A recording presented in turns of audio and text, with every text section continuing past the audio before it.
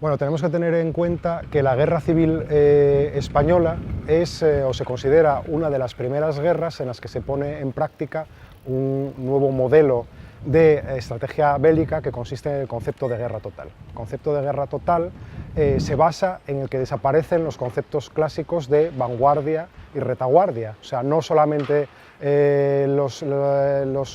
bombardeos, los ataques se efectúan en el frente, sino que la retaguardia, y con la retaguardia hablamos de las ciudades y de la población civil, pasan a ser objetivo bélico y pasan también a sufrir esos ataques, con lo cual todo el territorio que está en conflicto es escenario bélico y en ese momento tenemos que tener en cuenta que la población civil no tiene, por decir así, un lugar seguro, un lugar donde bueno, pues estar esperando los acontecimientos o sentirse a salvo.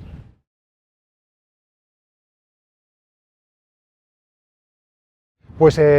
no hay diferencias, que es lo más significativo en el conflicto dentro de todo el país, es que no hay diferencias entre ciudades, ni entre regiones, ni entre unos puntos de España y otros. La metodología, si vamos atendiendo a los hechos históricos que se van descubriendo y que vamos conociendo, fue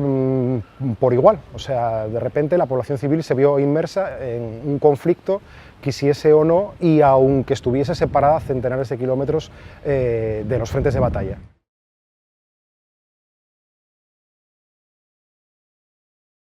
En cuanto a los bombardeos, sería todavía, a día de hoy, un trabajo de investigación histórica que está por hacer. Habría que revisar los archivos y habría que cuantificar los ataques efectuados tanto por la aviación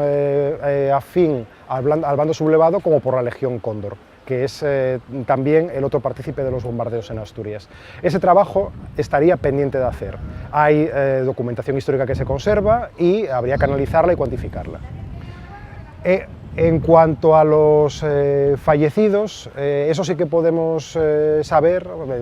por la documentación examinada, que va a ser imposible poder cuantificar cuánta gente fallece a consecuencia directa de los bombardeos, porque en los registros no se consignaba la causa ya hasta muy al final de la guerra aquí en Asturias, hasta septiembre-octubre del 37, y además ya no solamente la cuantificación es difícil en cuanto a muertos directos por los bombardeos, sino también en cuanto a los heridos que luego fallecen y también en cuanto a los daños psicológicos que esos ataques causaron sobre los civiles y que no dejaron secuelas físicas, pero sí psicológicas.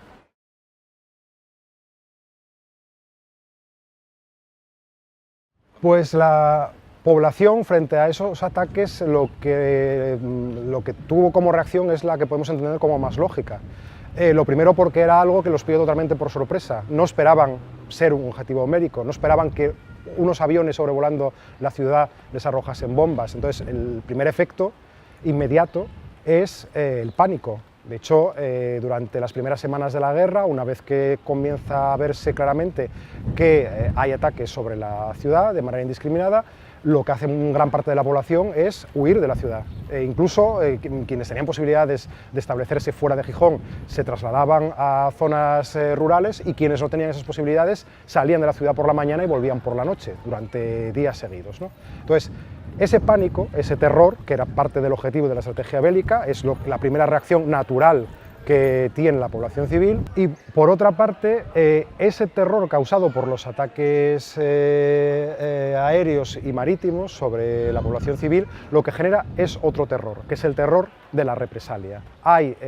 durante fechas claves en que los ataques son especialmente duros, como el del 14 de agosto de 1936, que lo que surge de manera espontánea es un afán de venganza sobre una parte de la población que estaba retenida en puntos concretos de la ciudad que se les suponía afines o posibles colaboradores del bando sublevado. Lo que se hace es asaltar esos lugares y fusilar a esa gente. Entonces, ese primer terror causado por los bombardeos genera este segundo terror de la represalia, ¿no? También quería hacerse ver de otra manera de que si se causaba daños a la población civil que era fiel a la República, los que estaban identificados como afines a los sublevados también recibirían esas represalias para intentar atemorizar al otro bando y que no realizase esos ataques, ¿no? Cosa que no sirvió para nada, porque incluso llegó en los meses finales de la guerra a llegaron a utilizarse escudos humanos en el Musel, se habilita un buque, el caso de los Cobos, en el Musel como prisión flotante para evitar que se bombardease el puerto, cosa que no sirve de nada porque la Legión Cóndor bombardea el Musel con todo lo que había dentro, incluyendo el buque y sus prisioneros, sabiendo perfectamente que estaban allí.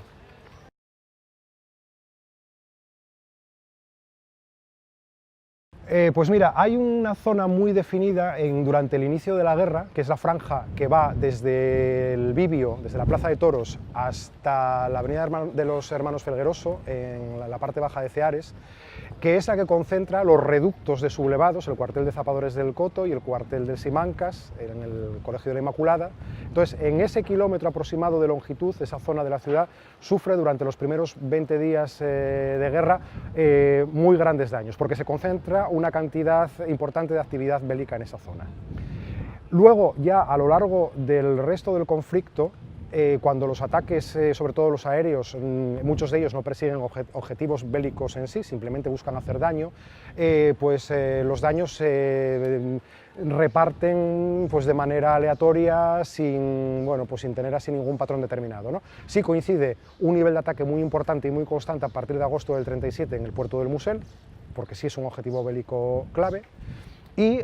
luego podemos encontrarnos daños desde Cima de Villa hasta la Calzada, desde el Llano hasta el barrio de la Arena, ¿no? No hay un punto clave en concreto, quitando esa primera franja que sí comentaba al principio del comienzo de la guerra, que sí tiene su explicación.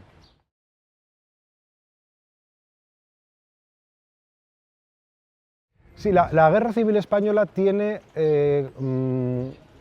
también una peculiaridad en cuanto al armamento utilizado.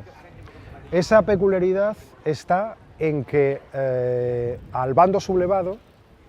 se une la maquinaria de guerra de dos naciones extranjeras, como son la Alemania nazi y la Italia fascista de Mussolini.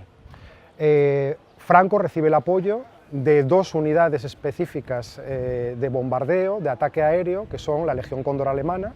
y la aviación legionaria italiana, que van a intervenir en operaciones de ataque y bombardeo en toda la zona republicana a partir de la primavera de 1937. El primer gran ataque, el que tuvo más repercusión, fue el que hizo la Legión Cóndor sobre Guernica, en abril de 1937, pero van a continuar durante toda la guerra, hasta el año 1939, realizando esa actividad. Esto implica que, sobre todo en el caso de Alemania, que es quien participa en acciones de ataque en Asturias, la Legión Cóndor aporta en ese momento la maquinaria de guerra más avanzada que existía, tanto en calidad de los aparatos que se utilizan, que muchos de ellos van a ser los que comienzan la Segunda Guerra Mundial, como en la potencia y la capacidad destructiva de la munición. Si tenemos que tener en cuenta que aquí, durante las primeras semanas de guerra, las bombas que pueden lanzar la aviación sublevada pueden rondar entre 15 y 60 kilos, y las que lanza la Legión Cóndor en el verano, a partir del verano del 37, son piezas de 250 kilos. Son magnitudes, además aumenta la capacidad de precisión, aumenta la capacidad de carga de los aviones, aumenta la autonomía de los aviones y hace que esos ataques sean muy dañinos y muy destructivos y muy difícilmente contrarrestables o controlables. Pues lo que se produce en España en el momento en el que termina la guerra civil, incluso antes, tenemos que tener en cuenta que la guerra en España termina en 1939, pero la guerra en Asturias termina en octubre de 1937. Por parte del bando nacional, desde el momento en el que se van haciendo con el control progresivo del territorio, lo que se efectúa de manera sistemática es la ocultación de esta parte de la contienda. No se habla de esos ataques a civiles, no se habla de esos bombardeos a ciudades, no se habla del papel que juega Italia y Alemania en la guerra, tampoco se atiende ni se tiene en cuenta que la función principal, por ejemplo, en el caso de Alemania, de esos ataques era tener un campo de entrenamiento y de experimentación para sus armas y para después poder tener una potencia de ataque de primer nivel de cara a la Segunda Guerra Mundial. Y lo que ocurre es que esto pasa oficialmente a no existir.